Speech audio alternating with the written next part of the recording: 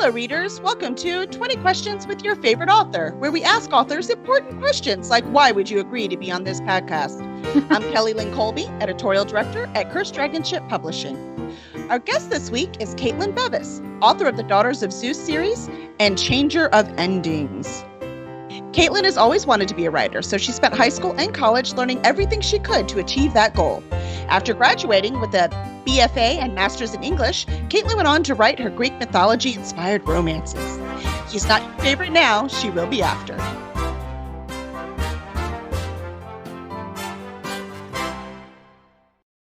Good evening, Kaitlin. Thanks for joining us this evening. Thank you for having me. It's awesome. We have lots to talk about. I have so much fun researching my writers as they come on. And since we spent time at Dragon Con, I'm like, well, I already know I like her, so that's the easy part. But let's see. So changing in your bio, you said changing endings. And that's a very healthy way to deal with disappointment or malcontentment, I think. Mm-hmm. It's very healthy. Mm-hmm. So do you have any good ones you can remember? From my books or endings? Well, the ones that you changed. Any endings that you changed? I definitely rerouted Persephone.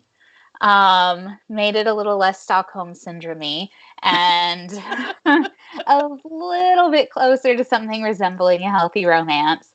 And then with Aphrodite, I tried to do the same thing where I gave her a little bit more agency and a little bit more substance than we tend to get in her myths. So I've had a lot of fun with that. I have kind of an odd version of The Little Mermaid where Triton is the mermaid, but his ending doesn't go super well for him. So, oh, poor Triton. Just for the record, I'm singing Disney's Little Mermaid version in my head right now. Mm-hmm. That's what happens. Just I think I borrowed like just little pieces of part of your world throughout that short story, just for fun. That's awesome. Makes me happy. It's part of my childhood, you know? Oh, mine too. I was talking about The Little Mermaid earlier today with my husband. How I was like, that was my princess. Uh-huh. Mine too. We used to sing those. We would go to Girl Scout camp and sing the songs to Little Mermaid. Mm-hmm. Like they're singing Frozen, right? You know, we sang Little Mermaid. Mm-hmm. So awesome. So wondering, so you love all this kind of stuff. Did you ever dabble in fan fiction? I did and didn't. I never dabbled in fan fiction as in rewriting any existing books. I didn't know about that when I was growing up. But I did have, briefly when I was a teenager, I was part of a Dragonlance fan fiction forum, but it was more role play on Yahoo. That's hilarious. My husband used to do that too. It was great fun. What was it, the Black Dragon Inn? No, Red Dragon Inn is the thing, but I thought it was called something else online. Now I can't remember. I just know it was a Yahoo group. I could tell you the names of like half the people on it, but I can't remember the name of the actual the server itself. That's awesome. But it's fun. What did you learn by being in that kind of group about writing? I learned a lot of impromptu writing because it was message board. So you weren't the only person contributing to the story. It was more conversational and back and forth, but you would write something, then somebody would take the story from there. So I learned a lot about how to quickly adjust because people did not follow my script.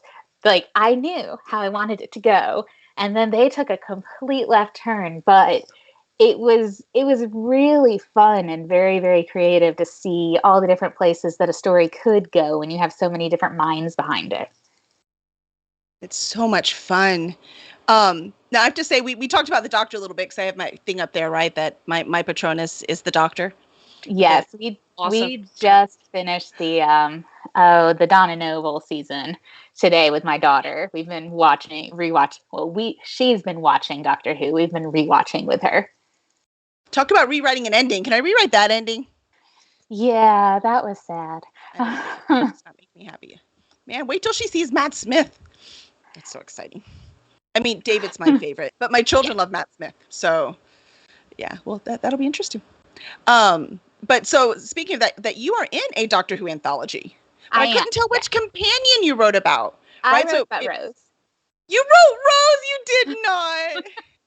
We have a I friend that was just loved with Billy Rose. Piper in Wales. How fun is that? I was so sad she couldn't come to Dragon Con. I was so excited. She's been before. She'll come again. Don't worry. You'll just have to come back to Dragon Con every year. That's the plan. So what was your story about with Rose? They were more essays.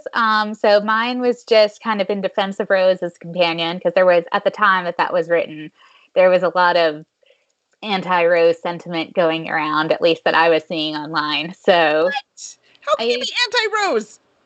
I don't know. Moffat was stirring the pot. So just wrong. Just wrong. I mean, she has flaws. They all do. So does the Doctor. That's kind of the point, right? Exactly. Characters without flaws. There's no point to that. Let's see. So does that mean your favorite Doctor is David Tennant, number 10? Yeah, though he is tied with Eccleston, because Eccleston's my first Doctor. So he has to be up there. But 10 is definitely tied. Yeah. I adore David. Yeah. So, my daughter is actually really excited to watch Hamlet because he's in it. So I suspect that she has strong feelings as well. Are you going to watch the one with him and Patrick Stewart? Yeah.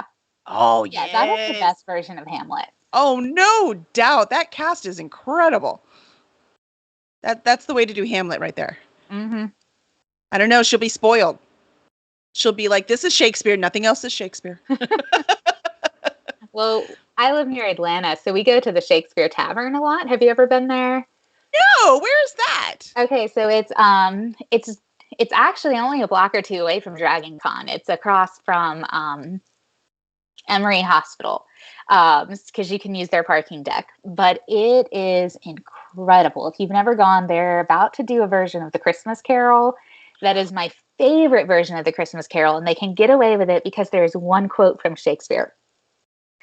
So therefore, it belongs at the Shakespeare Tavern. I said so. That's awesome. I mean, in Shakespeare's time, they didn't celebrate Christmas like we do. So it'd be kind of hard to pull up a Shakespeare play and make it a Christmas one. It would. But they do the Christmas Carol every year. And it's like this Reader Theaters version, and they sing it, and it's really good. But they also do the whole Shakespearean canon. So, I mean, they go through all of his plays, even the lesser known ones. So she's gotten to watch a lot of them. Oh my gosh, that's so fun. You're raising her right. So after she writes, so will this be her first Hamlet then, or has she seen Hamlet before? This will be her first Hamlet. I got her started in the comedies. Oh, that makes sense. Yeah, so that makes sense. She dipped her toes in the tragedy. We watched Macbeth for Halloween at the Shakespeare Tavern, but she heard that David Tennant was in Hamlet and was like, we should watch that. It's like, I'm not going to say no to that. Awesome. Yes, the Icy Hat's on. Hi, Icy Hat. Good to see you. We lost my train of thought with the chat. That happens in this. It's live TV, people. But we love our audience. We could not do this without them. Have you seen Rosencrantz and Guildenstern Are Dead? Yes, they did that at the tavern. They did not. I've never seen it live. Yeah, it was amazing. And they used the same actors that they used in Hamlet, so it was easy to keep up with. How? That's so clever. They're really fantastic. You should definitely check them out. I'd love to, but I'm in Houston. It's a very long time. Oh, yeah, that's right, because you're in a whole different time zone. I don't know. I met you in Atlanta. Therefore, that's where you live. I am from there. My mom's there, though, so maybe she can go for me vicariously. But awesome. No, I really want to go now. But we can't go to the restaurant, so Zafel, write it down for me, and we'll remember next time. We always stay an extra day. We get there a day early, and we stay an extra day for Dragon Con. So we're always like, let's go explore somewhere and go somewhere else to eat. So we can go to that one now. Yeah. Let's see. So we got your favorite. Now, your amazing Daughters of Zeus series. Where did your love of Greek mythology come from? Probably Disney's Hercules when I was little. Aww. Very, very likely kickstarted that. And then we did a lot of Greek mythology in my high school. Mm-hmm. Yeah, so it was just a big part of my youth. Although we did the really really sanitized version of Greek mythology. So when I got into college and started reading the real myths, it was very, very It's quite upsetting. different. I'm from the north. Yeah, I did not get the sanitized version. It was very. it Yeah. it was not very. I mean, it was not very sanitized at all. Yeah, I can't quite remember the version of Persephone that I was told because by this point I've read so many versions of Persephone that they all go together. But I distinctly walked away from reading it in high school with the sensation that it was like, oh, her mom was mean. She's so lucky. So probably had a lot to do with me wanting to rewrite it. You're like, no, I must fix this. This is wrong. Awesome.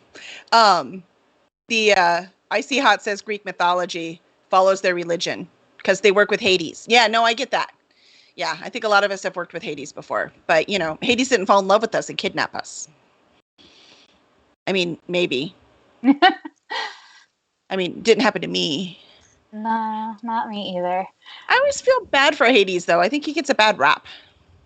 Eh, I mean, of all the gods, he's the most not jerky. Like Persephone is one big, what do you think you're doing?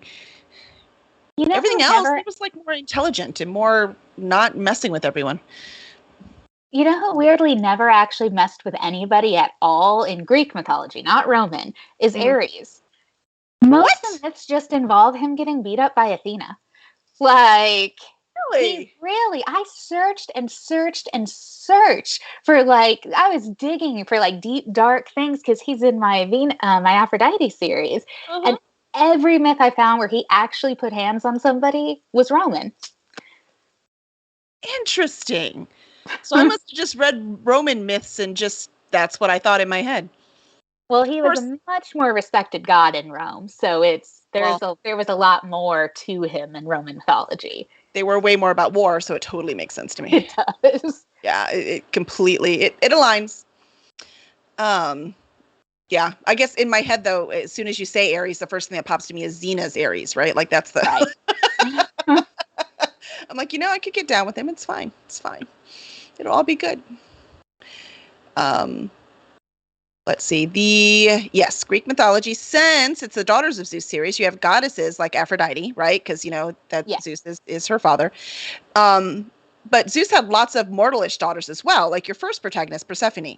So why did you go that route instead of the goddesses? Persephone was a goddess. She was Demeter and Zeus's daughter. Oh, that's right. You're right. As soon as I said that out loud, I forgot. So you did do a lot of goddesses. She's very, in the mythology, she doesn't, until she becomes queen of the underworld, she doesn't have there's nothing really to her. So I've seen versions where she was a normal human until she got abducted because she doesn't. I'm confused in my head. Yeah. Yeah, because she doesn't actually even have a name. Her name before she gets abducted by Hades is Chore, which is Greek for girl or maiden. Oh, that explains it. Because I was always confused by the Chore Persephone thing too. See, I haven't done enough research. It's all been surface level for me. So this is good. This is good to have an expert on. It's so fascinating, though. It is. There's a lot of information out there. And have you ever been to Greece? I have not. It is definitely a bucket list. I want to go. Did you ever read that Christopher Pike novel, The Immortals? Nope. So Christopher Pike to me is the captain of the Enterprise, so I'm very confused by this. No, he did a bunch of he was like R.L. Stine's counterpart. He did a bunch of horror novels. And he did this one Greek mythology novel that I read as a teenager that was just amazing. I don't know if it would hold up as well if I reread it, but when I was 16, it was amazing. But they vacationed in Greece, and ever since then, I've wanted to go. That'd be so fun. Mm-hmm. I mean, just to see all the goddesses and all the statues and I bet that would spark all kinds of ideas too. I bet it would. I could write it. Awesome. Let's see. So where is your favorite place currently to vacation? I mean, I'd love to vacation in Greece too. Let's see. Trying to think of a good place we've been recently. I really like Gatlinburg. It's a lot of fun. We go to California every now and then. My mom used to live out there, And we've been spending a lot of time near DC and kind of in the historic triangle with Williamsburg and Yorktown and Jamestown, because I've got a lot of family there. Mhm. So that's been really interesting because my daughter's starting to learn like US history stuff. So we've been getting to see some of the places that she's been reading about or learning about. That's cool. First-hand knowledge. Man, your daughter's getting an awesome education, by the way. I'm jealous of her. I am too. Yeah. That would be fun. Mhm. Yeah, all the history. Have you been inspired to write anything like Civil War era romance or anything else, or is your heart in Greece? So the people that I've met that really like historical fiction make me terrified to ever write historical fiction. That's actually a good The, point. the just the amount of knowledge. It like Greek mythology, there's a million different versions of every myth. I could say almost anything and it is going to fit some regional variation somewhere. And especially when you're dealing with a goddess like Persephone, she's only featured in 3 major myths. Mhm. So, but once you get into like the Revolutionary War, people know things like a lot, a lot more than I do. So, if I was to write something inspired by that, it would take place on some fantasy planet. So I could Right. make changes without getting hate mail. Hounded. Hounded. That's a good point. Yeah, I have one that I want to write that's a historical fiction after the Civil War, but it's alternative history, right? Because I'm going to add magic. Something happens and magic comes. But I agree with you. It terrified me too, because even though the magic's here, everything else was like Earth was before that happened. Yeah. So I bought all, like, I have this huge stack of books beside my desk, because it won't even fit on it. So huge stack of books. And I'm like, that is really daunting. I have to know all of that before I can write it. I'm like, let's write about dragons for a little while. I have this prequel I've been kicking around in my head that alternates point of view with Cassandra and Helen of Troy. But like, you want to talk about like textbooks is the Trojan War. I mean, there's just the sheer amount of research that would have to be done is very, very, very daunting. Yeah, but they're still guessing a little bit there. They are. So So I feel like I you could know, do it. yeah, But I think you could. goodness, is there a lot of information? Especially if you're putting the gods and goddesses in play. Right. Then that gives you a little leeway too, you know? Well, and I mean, in the major source books on it, they are in play because we've got Homer's rendition of it. With So, all the gods in it, yeah, huh? yeah. Yeah, yeah. So I mean, it could happen. Yeah, I see how it says historical fiction scares them, but they still love it. Yeah, I'm with you. I've learned a lot I of history enjoy from reading historical it. fiction. Yes, yes. Reading it is the best. Mm-hmm. I was like, I know all about Tudor England, and that's from historical fiction. So there's things you can learn. But yeah, that would be fun. So now we talked about all this stuff you'd have to do for historical fiction, but which of your books challenge you the most? Um, Probably Aphrodite. She is featured in a lot more myths. Mhm. And so pulling her out of mythology, she is the biggest change I made to the timeline. Because Persephone being modern day worked. She's only featured in a couple of myths. Mhm. And it's easy to rewrite them in history. But if you pull Aphrodite out of Greek mythology and don't put her in until right now, Mhm. then it makes a lot of wrinkles in a lot of different stories. So I had to be really, really careful, just kind of researching like, would this person exist if Aphrodite hadn't meddled? Because she was interacting with a lot of different demigods. Like, is she related to this demigod? Yeah, that's right. Is No incest. I know that was okay back then, but not right now. So exactly. So there were a lot of factors, and it involved a lot more challenging modernizing myths. Like I had Jason and the Argonauts were there, happening now. So we've got the search for the Golden Fleece, and I had to kind of make that make sense nowadays. Um, they're so always in the search for gold. It totally works. it did. Um, it it was a lot of fun, but it was a very, very, very big challenge that is probably 90% in my head, just going, oh, is this change okay to make? Oh, is this going to work? Is it going to work? Mm-hmm. Yeah, you're right. Historical fiction, whole nother ball game. Yeah. Have you gotten any advice that's really helped you? I talked to Terry Kay once. He was a local Georgia writer. And he had some really good revision advice that I use all the time now. And it's just the simplest thing.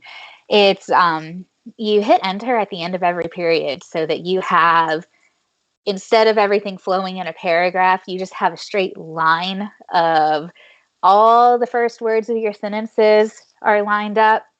And you can use that to check every so often for, am I using, you know, subject verb sentence construction over and over and over and over again? Are all my sentences the same length? Do I have some insane, like, 7-line sentence in here somewhere that should be broken up?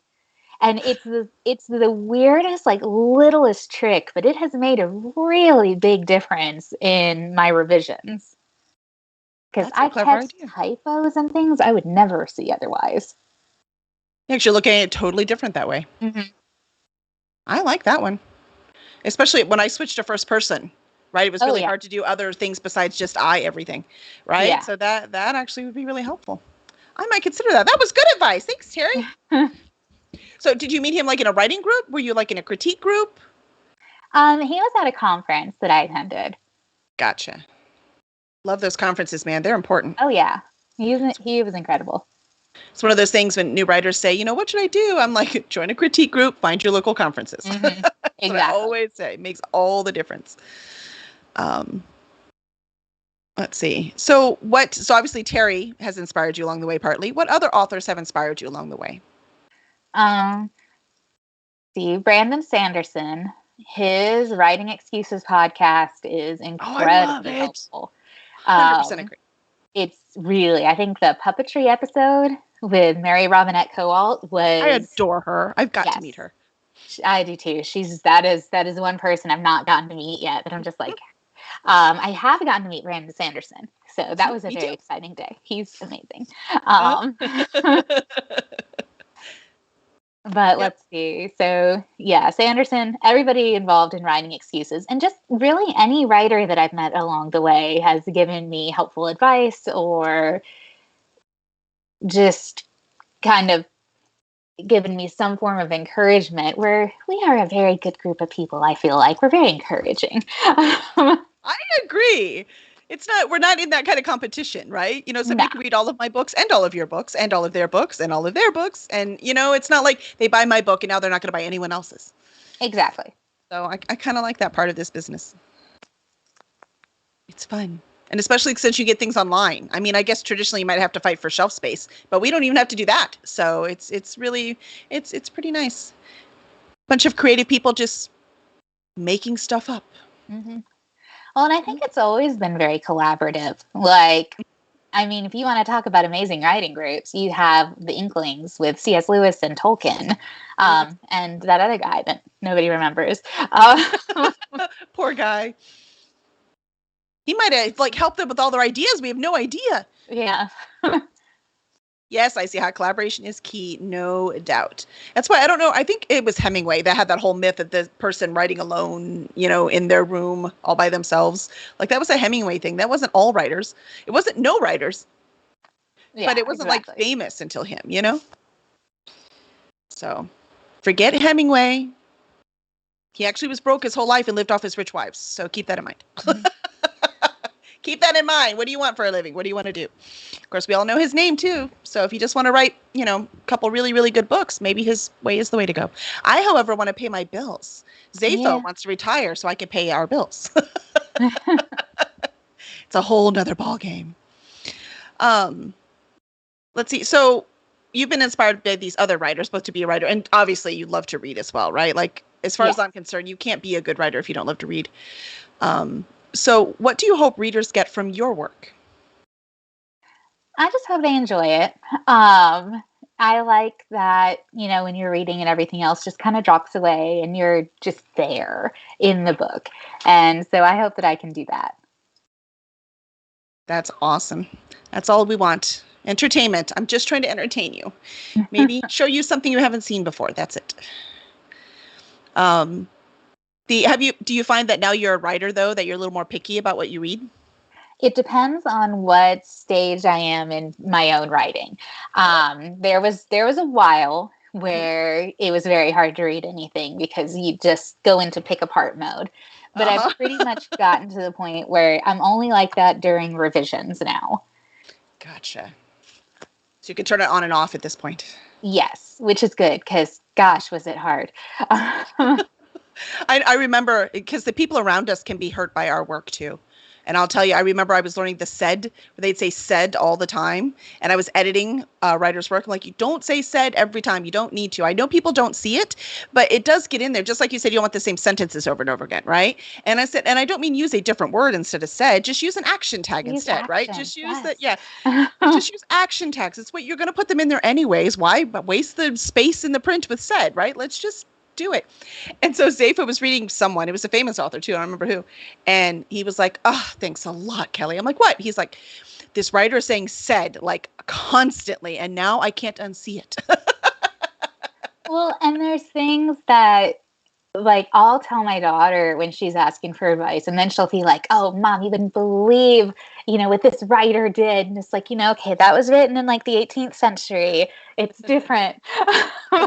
They can use all the adjectives, all of them, every single one. Mm-hmm.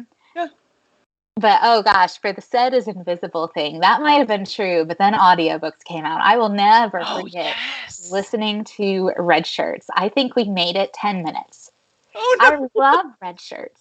Like, that is not a critique of Red Shirts, but oh gosh, it was Dahl and Duvall said every other line. And you're like, maybe you don't see it when you're reading, but when you're listening, you hear it every time. Yeah. That's so funny. That's a good point. I did find I switched around some of my sentences when I heard the audio. So that is a really good point. It's like, I thought that worked. That's not working now. Ooh, Icy Hot says that they read your series, The Daughters of Zeus, the about the series thing, and they're in love. So Icy Hot, stick around because we're going to give away that first novel at the end. So remember, for all you listeners out there, we do give away books at the end. So if you come and see us live and ask your questions, then you can have a chance of winning some free books. Because, I mean, what more do we want out of this life, quite frankly? Exactly. Free books. So when you're not inspiring or being inspired, what hobbies do you enjoy? Mostly I read and I write. So that is my downtime hobbies. Gosh, I'm trying to think of what else I do, and that's pretty much it. We did get kayaks this summer, so that was really nice. But it's cold now, so. Well, for us anyways. I know, I tell people I'm cold. They're like, seriously, you're in Houston. I'm like, it gets cold here for us. It was below 70 the other day. Ooh. See? I'm like, I almost need my heat on for that. You don't understand. Not Og though. Og likes the cold. So Og wants to know if you read, if you prefer books or Kindle for reading. I actually mostly use Kindle for reading. I moved several times within like a 3-year span, and that pretty much broke me of any attachment to physical books. Packing them up and moving them from one place to another makes you question everything you own. Yes. And the Kindle is always, like, I have the app on my phone, so it's always with me. If I'm stuck at a doctor's appointment and it runs later than I think, or if I'm somewhere that gets unexpectedly boring, I have my books. And I just can't say that for my books that are at home. Yeah. And even me, my prime reading is right before I go to bed. Mm-hmm. And I have found in my old age, especially since I write and edit and do everything on my computer for a living, my wrists are killing me. So having to hold up that book, it's agony. It's not working for me. So, yeah, I need the Kindle too. I agree with you. I agree. And it was nicer. Like, we just went to Denver for my husband had a work thing he had to do. And so I went with him because, you know, I'm a writer and my kids are older now, so I can go with. And it was just nice having the Kindle on the plane, not worrying Yeah. about paperwork. It's just nice having that little thing. Yeah, and Og says they had 4 inches of snow this week. See, he likes the cold. No. That's very cold. That's very cold. Snow is nice for like a few minutes. Yes, exactly. It's nice to visit. That's what Zepho was saying too. It's nice to visit. Mm-hmm. Yes, it's nice to visit. When we went to the car in Denver, it had like a snow scraper thing. And I'm like, what is this foreign thing? I can't even imagine what its use must be. We don't have them, right? We don't have them in our car. Do you have them in your car in Atlanta? Do you even have one? No. Yeah, no. I think anytime I've ever needed to use it, I just use like a credit card. Exactly. Because it's only this much, Yeah. Or I just leave the car warm enough to melt everything, and we're good. We're good. Mm-hmm. Fine. It's only if I'm running late to work that I have to resort to the credit card. Yes, that's right, Og. We want snow on Christmas. Just morning, and it's beautiful. We could even make a snowman, and then must all go away by the next day and not come back until next Christmas. That would be great. Can we do that? Someday. So let's see. So have you watched any TV lately that you've really gotten into? That is almost all I've been doing lately. It's Thanksgiving break, so we've just been sitting around watching things. And we started watching Doctor Who with my daughter in preparation for Dragon Con because we were going to meet Eccleston. Mm-hmm. And was she just heartbroken when she was just beyond. She's like, I just cannot imagine there ever being another Doctor ever. Just like, oh, sweetheart. But now you have more heartbreak ahead of you, my love. Mm-hmm. So we've just got through the Donna season, and other than that, I've been watching Wheel of Time and The Great. The Catherine the Great show is incredible. I really love it. They just dropped another season. Oh yes, I've been wanting to see that. Super crude, but so good. Well, it's Catherine the Great. What do you want? Yeah. That's awesome. And I've been watching a lot of Modern Family, when I just need the happy, feel good, nothing goes wrong show. I don't have to analyze or think too much. Yeah. Mm-hmm. Yeah, I just watched 30 Rock. I don't know how I missed it, but I did. And oh my gosh, it was awesome. I have no idea where I was. I mean, I watched the Today Show, so they talked about it, right? And yet I never watched it. And I'm like, what was I thinking? So yeah, I get that. Just that fun, relaxing comedy where you laugh at things you probably shouldn't. Yeah, that's... 30 Rock was always good for that. Yeah, I was like, I really shouldn't be laughing at that, but it's funny. We have our very important part now. Our very important question. Even though we have been going a year now, everyone, by the way. Yay! We should have some kind of anniversary celebration. See, I'm bad at holidays. You see how bad I am?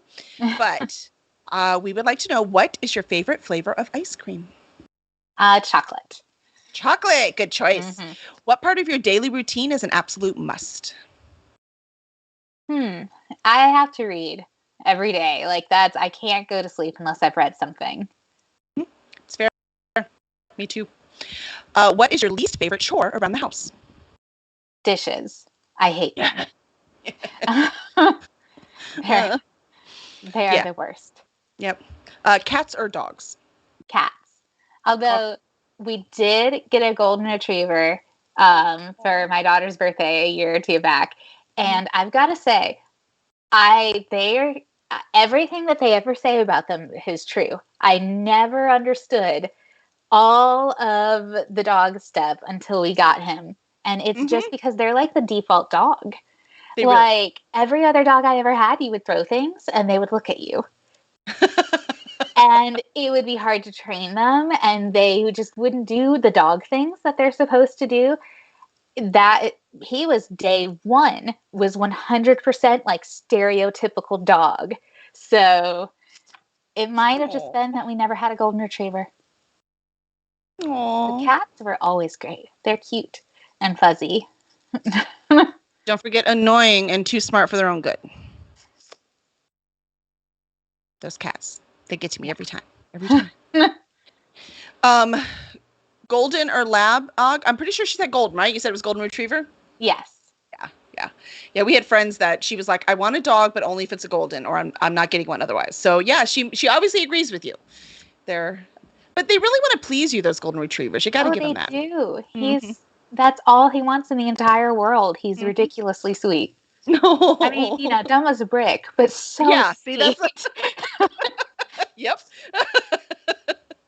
Yep. Oh, Og's allergic. So sorry. To cats, not dogs. No, I love my kitty cats. Actually, out of the 5 animals we have, if we include the horse as one of the animals, the only one that cuddles with me is one of the cats. So it is what it is. And let's see, coffee or tea? Neither actually. I'm not that into either. I know. I'm very much a soda drinker. That is my only source of caffeine. Wow. I don't know how you get these books done without coffee. It's some kind of magic. If it tastes enough like a milkshake, I can deal with coffee, like the mocha frappes, but not the ones from Starbucks because those are too coffee-y. From Starbucks? They taste too much like coffee. It has to taste more like ice cream, less than coffee. Even like their frappuccinos, it's just a milkshake with a little coffee flavor. So you can't eat coffee ice cream, can you? No. Yeah. Okay, I got it. That makes sense then. Yep. Awesome. All right. Well, Miss Kaitlin, we've had a great time tonight. I would like to know, where can fans find you and your work? They can find me at my website, KaitlinBevis.com, Facebook, and Twitter.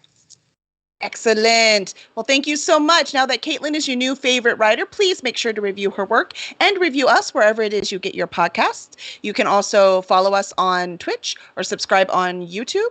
And we want to thank D.H. Dunn for being our subscriber this month. Thank you very much for helping us keep the lights on. And we will see y'all next week.